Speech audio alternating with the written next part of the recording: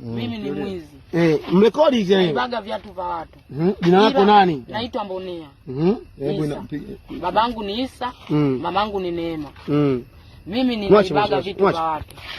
Ila kwa sababu mablaza nyewe mmeweza kunionea huruma. Mdogo wenu.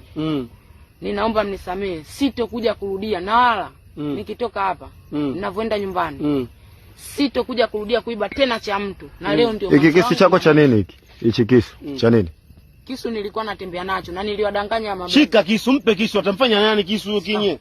Hiki kisu ninatembea nacho. Na nimewadanganya mablaza ndio maana wamekasirika. Na utakoma kusema sitokuja tena mtaa wa Msigani. Sitokuja tena mtaa Msigani. Sitokuja tena mtaa wa Msigani. Sitokuja tena mtaa Msigani. Ukija mtaa wa Msigani tukufanye nini? Niuliwe. Yaani niuliwe.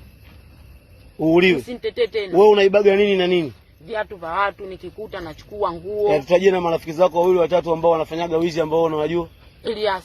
Eliasi anakaa wapi? Mimi nimepasa inspection, yeye bado anasoma. Anasoma Malamba. Malamba sekondari. Wewe umepasa inspection uko form ngapi? Cha pili kama mimi mwaka jana.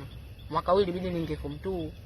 Sasa mimi kwa shule umezaliwa 2007 2006. Umezaliwa mwaka gani? 2006. Kwa ushaingia kwenye wizi saa 8 usiku hii saa 9 kasoro unazunguka na kisu.